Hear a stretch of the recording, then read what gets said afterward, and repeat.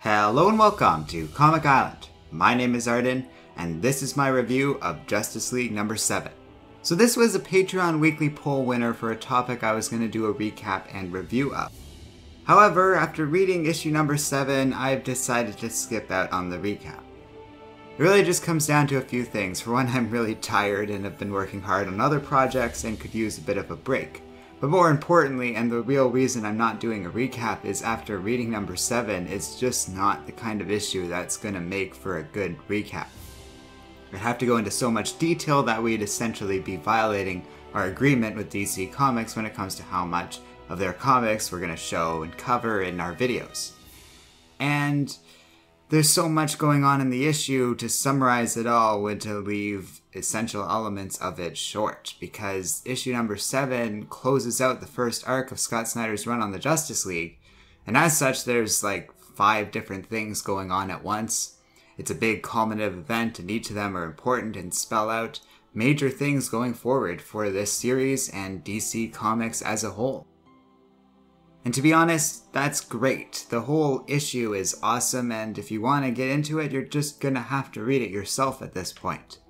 There's no other way around it. It's something that you have to see for yourself to fully appreciate.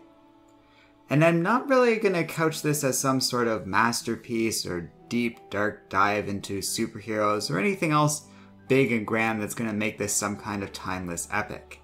Because it's none of those things. It's a really fun series that doesn't really get into character detail too much or deal with anything particularly insightful about these superheroes, but instead it's all about just setting up this whole new world of content.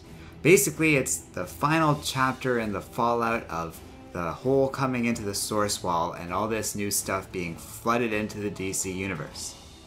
Which isn't to say all this new stuff is coming to an end by any means or stretch of the imagination.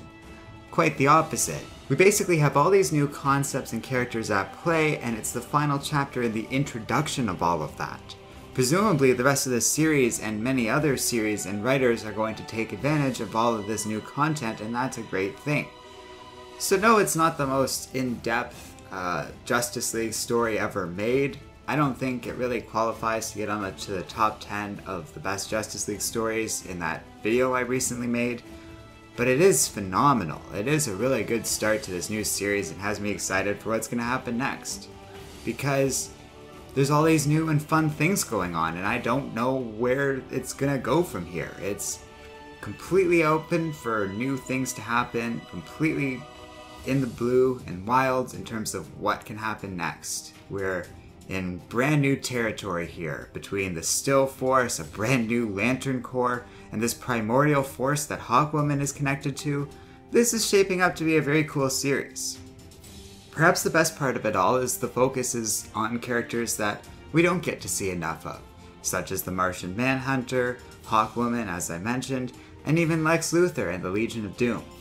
Every 5 issues of this series will be switching our focus to the Legion of Doom instead of the Justice League. Issue number 5 was already pretty interesting because of that, but it mostly deals with the backstory of how this Legion was founded and what's going on in Luthor's head. To see what happens next, now that Luthor's suffered a major defeat but is not out for the count, it's going to be interesting, and I'm very curious as to where we go from here. The Legion of Doom almost got a hold of so much power, but is still very much empowered by these new forces, and it's going to be a very interesting chapter of DC history. I feel like this is going to be an important story in tracing back the origins of so many things that is probably going to have an effect going forward.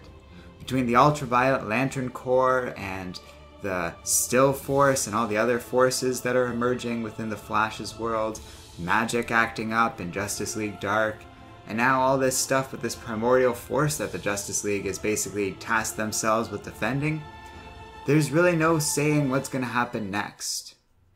Umbrax, a major threat that almost enveloped Earth itself, was only stopped by the Earth becoming a White Lantern, fitting into what we know of the White Lanterns and their origins, as well as what we know of the Earth itself. And while I might disagree with some of these plot points and whether or not I would go forward with them, who cares about that? It's so fun and enjoyable and such a great ride in and of itself that I'm on board.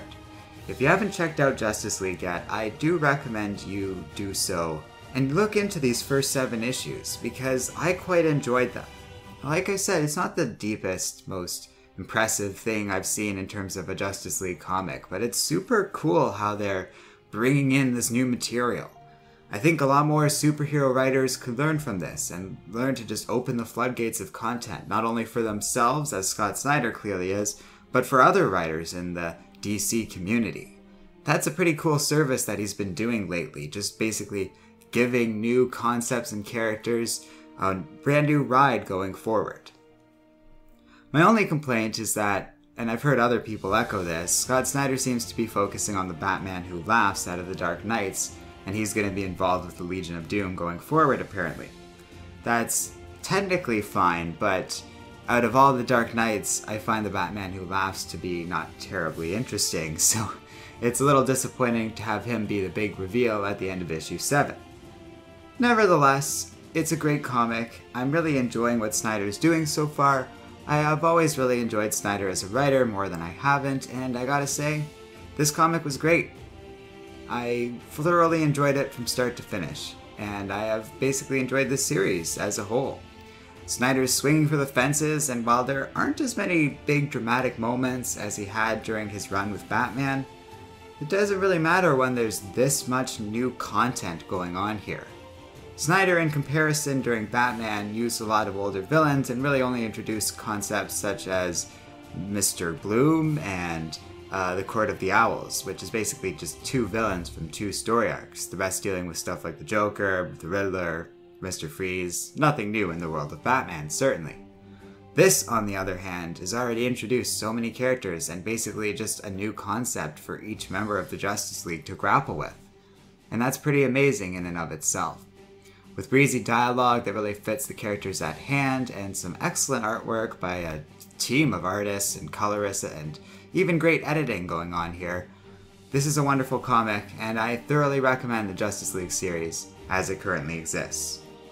The series has always suffered a bit under Rebirth. Justice League, as a series, felt like it was taking a backseat in the world of Rebirth, and sort of worked as filler content up until now, but Snyder, in turn, has made it into a powerhouse of a series that's going to basically drive the DC universe forward at this point, and that's pretty cool too. It's going to be a tough act for DC to balance all of these competing interests in terms of different series and what's going on with them, but so far they're doing a great job. For example, they really delineate stuff well with The Flash, so that the Justice League mostly deals with the onset of the Still Force, while the Flash series deals with the Strength Force and the Sage Force instead.